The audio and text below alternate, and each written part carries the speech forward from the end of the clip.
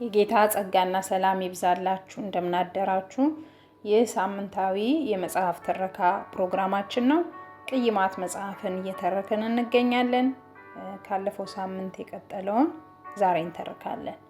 የዛሬው ርዕሳችን ምንጩ። የሪቻርድን 3 ጥያቄዎች በብሉይ ኪዳን ውስጥ ከተመለከትኩት እውነት አንጻር ለመመርመር ስል ለ2 ሳምንታት በኮሎራዶ ትንሽዬ ቤት ውስጥ መሸኩ። ለጥናት የሆነኝ ዘንድ ሻንጣ ሙሉ መጽሐፍት ይዤ መጥቼ ነበር። ይሁንና እዚያ በቆየውባቸው ጊዜያት ሁሉ ከመጽሐፍ ቅዱስ በቀር ሌላ መጽሐፍ አልገለጽኩም። የበረዶ ክምር ሲጋገር የዋለ ዕለት ከሰዓት በኋላ ከዘፍጥረት ጀመርኩ። የነበርኩበት መቼት ዘፍጥረትን ለማንበብ ፈጽሞ ተስማሚ ድባብ ፈጠረልኝ። ከአድማስ ላይ ውብ ምስል ሰርታ ልታልፍ ለምትፈጥነው ፀሐይ ደመናት ለጊዜው ስፍራን ለቀቁላት። ከበረዶ የሚነሳው ትነት የተራራውን ጫፍ አልብሶታል።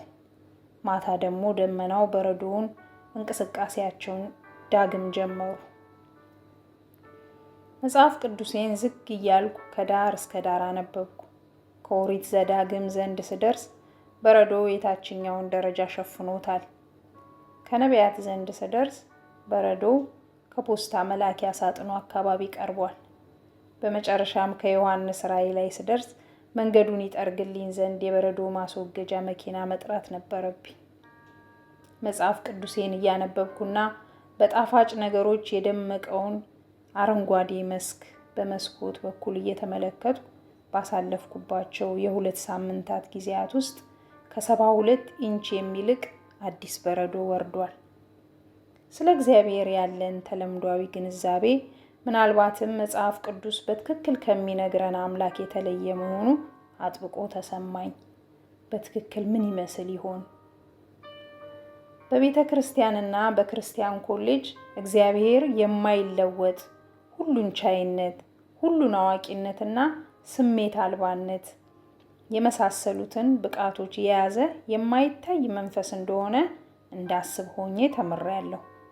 የእግዚአብሔርን አመለካከት እንድገነዘብ የታሰቡ እነዚህ ዶክትሪኖች በመጽሐፍ ቅዱስ ውስጥ ሊኖሩ ቢችሉ ጎርጉደው ተሰውረዋል። ዝም ብዬ መጽሐፍ ቅዱሴን ሳነብ ያገኘሁት ነገር ቢኖር ውሃ አዘልትነት ሳይሆን እውነተኛ አካል ነበር። ይህም እንደ ማንኛውም ሰው ልዩና የደመቀ ነበር። እግዚአብሔር የጠለቁ ስሜቶች አሉት። በትንቢት መጽሐፍ ውስጥ ራሱን ምጥ ከያዛት ሴት ጋር እያነጻጸረ ሲያለቅስ እንመለከታለን። እጮሃለሁ፣ አጠፋለሁ፣ በአንድነትም እጨርሳለሁ። እግዚአብሔር በሰው ልጆች ባህሪ ደግሞ ሲደነግጥ እንመለከታለን።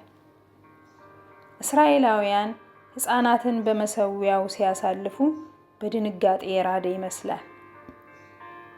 ይህ ሁሉን አዋቂው አምላክ የሚናገረው ቃል ነው። እኔ አላዘዝኳቸውም ወይም ስለዚህ ነገር አልተናገርኩም፣ ወደ ሐሳቤም አልገባም። የሐዘን ድምፁን አጉልቶ ሌላ ምን ላደርግ እችል ኖሯል ሲል ይጠይቃል። ይገባኛል። አምላክ በባህሪና በስሜት የሰውን ልጅ እንደሚመስል የሚያስረዳ ቃል አንትሮፖሞርፊዝም ወይም እግዚአብሔር በሰውኛ እነዚያን ሰብአዊ መሰል ባህሪያት ሁሉ ማስረዳት እንዳለበት ታስቦ ነበር። ይሁንና እግዚአብሔር ከሰብአዊ ልምምድ የሚዋሳቸው አምሳሎች ይበልጥ ወደ ላቀ እውነታ ይጠቁማሉ። ከበጋው መጠለያዬ ሆኜ መጽሐፍ ቅዱሴን ሳነብ እግዚአብሔር ምን ያህል ሰዎች በእርሱ ላይ ተጽዕኖ እንዲያደርሱ እንደፈቀደ በመገንዘብ ተደነቅኩ። እኔ ለስቃዩም ለደስታውም ራሴን አላዘጋጀውም ነበር። ባጭሩ ለአጽናፈ ዓለሙ አምላክ ስሜታዊ ልምምድ እንግዳ ነበርኩ።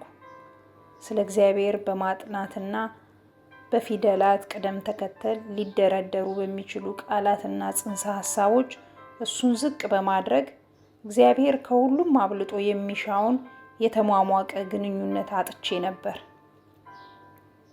እንደ አብርሃም፣ ሙሴ፣ ዳዊት፣ ኢሳይያስ፣ ኤርምያስ ከእግዚአብሔር ጋር የላቀ ግንኙነት የነበራቸው ሰዎች በሚያስደንቅ ቀረቤታ ነበር ያስተናገዱት። ካጠገባቸው ካለው ወንበር ላይ የተቀመጠ ያህል ነበር ከእግዚአብሔር ጋር የሚነጋገሩት። ሰው ከአማካሪው፣ ከአለቃው፣ ከወላጁ ወይም ከፍቅረኛው በሚነጋገርበት አይነት መንገድ። ያ የኮሎራዶ ጉዞ ከእግዚአብሔር ጋር የሚያቀያይሙንን 3 ጥያቄዎቻችንን በአዲስ ብርሃን ያሳየኝ ጀመር።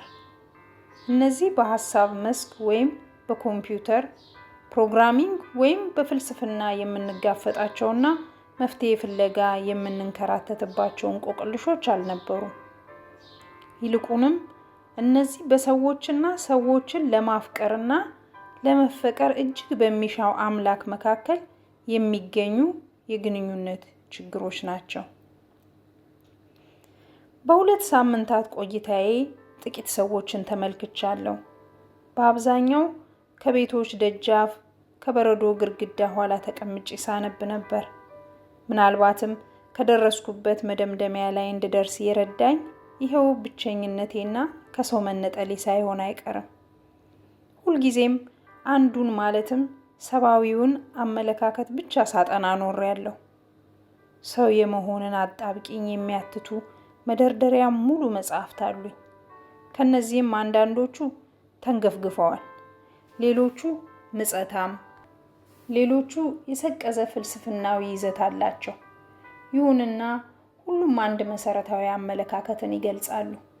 ሰው መሆን ማለት እንዲህ ነው። ከእግዚአብሔር ጋር የተቀያየሙ ሰዎች በሰብአዊ የእይታ መነጽር ላይ ያተኩራሉ። ጥያቄዎቻችንን እየዘገነንን እግዚአብሔር ለምን ፍትህ አልበኝነትን ያስፋፋል? እግዚአብሔር ለምን ዝም ይላል? ለምን ይደበቃል? ስንል እግዚአብሔር ለምን ለእኔ ፍትህ አልባ ይሆንብኛል? ዝም የሚለኝ ለምንድን ነው? ከኔ ለምን ይደበቃል ማለታችን ነው። ጥያቄዎቻችንና ግላዊ ቅይማቶቻችን ለአፍታ ገለል አድርጌ የእግዚአብሔርን የእይታ መነጽር ላጤን ሞክሬያለሁ። ቀድሞ ነገር ከሰብአዊ ሰው ጋር ተራክቦን የሚሻው ለምንድን ነው? ከኛ ውስጥ የሚሻውና ከዚያ መሻት ጋር የሚያጋጨው ምንድን ነው? የእግዚአብሔርን ቃል ለመጀመሪያ ጊዜ እንደሚሰማ ሰው ሆኜ ወደዚያው ተመለስኩ። እዚያ ራሱ ለራሱ ይናገራል። እኔም ቀደም ሲል ብዙም ትኩረት ሰጥቼ እንዳልሰማሁት ተገነዘብኩ። በራሴ ስሜቶች ላይ ስለተሞላው የእርሱን ስሜቶች ለማጤን አልቻልኩም ነበር። ስለ እግዚአብሔር በጣም የተለየ ግንዛቤ ጨብጬ ከኮሎራዶ ተመለስኩ። ከ2 ሳምንታት የመጽሐፍ ቅዱስ ጥናት በኋላ እግዚአብሔር እርሱን የሚመሩትን ሰዎች ጉዳይ ብዙም እንደማያሳስበው ተረዳው። በዋናነት ሊፈቀር ይሻል። እያንዳንዱ የቃሉ ገጽ ማለት ይቻላል ይህንኑ መልእክት በለሆሳስ ያስተጋባል። በመጨረሻም የሕዝቡን ፍቅር በሚራበው አምላክና በራሳቸው በሰዎቹ መካከል የሚገኘውን ግንኙነት ማወቅ እንዳለብኝ ተገንዝቤ ወደ ቤቴ ተመለስኩ። ከእግዚአብሔር ጋር ቅይማት የተፈጠረባቸው ስሜቶች ሁሉ ግንኙነት ከተቋረጠበት ጊዜ ይነሳሉ። ስለሆነም ከዚህ በፊት ጠይቄ የማላውቀው ጥያቄ ምላሽ ወሰንኩ።